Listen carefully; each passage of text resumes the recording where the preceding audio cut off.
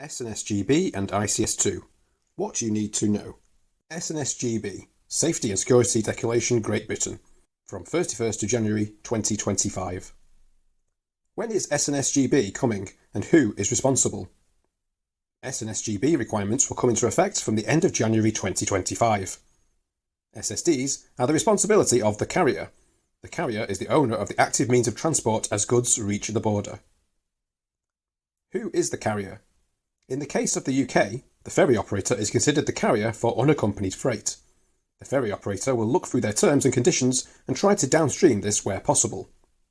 Meanwhile, the haulier is considered the carrier for accompanied freight. However, on the North Sea we know that the ferry operator will offer completing the ENS for both unaccompanied and accompanied freight. This is ICS2, which we'll discuss in further detail later. What is required for SNSGB? Consigner name and address, EORI number, if held.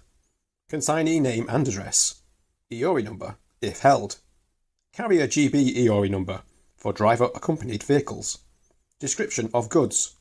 Reference number, vehicle identification number, accompanied.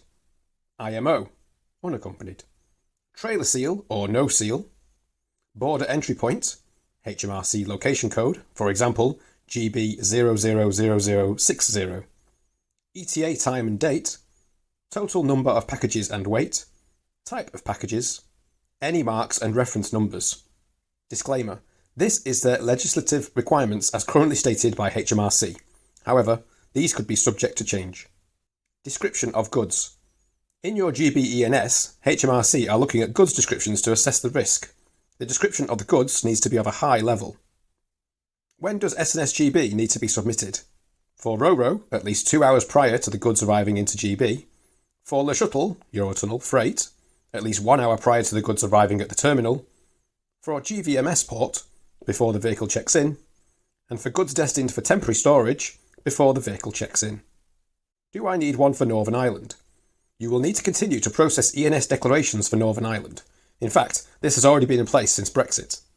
Northern Ireland requires that you submit an ENS declaration, but this is through ICS2 rather than SNSGB.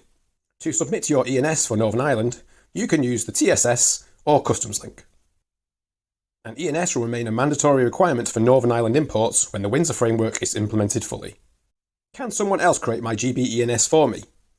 Your customer can complete the GB-ENS.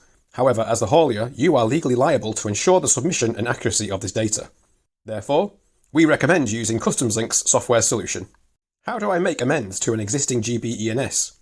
You should submit a new GB-ENS if any of your information changes. For example, if the amount of goods being transported changes, or if the time of arrival changes by a significant amount. Reference the old MRN in your ENS. Please note, do not include the old MRN in your GMR. What happens after you have submitted your GB-ENS? The data is validated, and once accepted, you will receive an MRN within minutes. The data is then risk assessed for national security by the authorities and will be used by the UK Border Force to apply the relevant controls. How do I submit a GB-ENS for multiple consignments in one trailer? SNSGB allows you to input multiple consignees and consignors. However, you will still be required to describe all the goods on the trailer and how they are packed. If the trailer is unaccompanied, then the place of loading will be the port of exit and the place of discharge will be the port of entry. Examples of single versus multiple consignors. When to submit a single consignment entry. You would need a single entry if you were doing a milk round style collection. For example, if Johnny picks up one load in Germany that is destined for London and a second load in France that is destined for Birmingham. There will be 2 separate consignments going to and from different locations. Therefore, 2 ENSs will be required, 1 for each load. When to submit a multiple consignment entry. You would need a multiple consignment entry if you were moving shipments for different consignors and consignees from the same loading point to the same delivery point. Groupage warehouse to warehouse. Do you need a GB-ENS for transit shipments? Yes. SNSGB concerns the safety of goods entering into a customs territory. Therefore, a GB-ENS is still required for transit shipments. Are there any other scenarios where SNSGB is required? Personal effects? Yes. If the vehicle carrying the personal effects is booked as freight under a transport contract, then a GB-ENS is required. Empty vehicles? Yes. If the empty vehicle is booked as freight under a transport contract, then a GB-ENS is required. Goods transported under an ATA carnet? Yes. If the vehicle carrying the goods are booked as freight under a transport contract, then a GB ENS is required. ICS2, Import Control System 2, from the 24th of November 2024 and the 1st of April 2025. What is ICS2? ICS2 is a new and updated version of the EU Import Control System. It is designed to improve safety and security in EU territories by providing the EU with additional information for risk assessment at the border. What does ICS2 mean for hauliers? From the 24th of November, hauliers travelling on a North Sea ferry route from the UK will need to provide additional data to the ferry operator when booking a crossing. ICS2, Import Control System 2, from the 24th of November 2024, which routes will be affected? While CLDN, DFDS, P&O Ferries and Stena Line are the main North Sea operators, there are some additional smaller routes which may also be affected. The ICS2 rollout. ICS2 will be rolled out in a phased approach. Number 1, maritime carriers, North Sea operators, are required to connect with ICS2 between the 3rd of June and the 4th of December. However, we have received information that DFDS, Stena Line and other major North Sea operators will be connecting with ICS2 from the 24th of November 2024.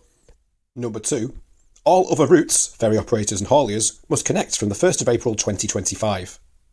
ICS2, Import Control System 2, 1st of April 2025. What are the current ICS2 requirements?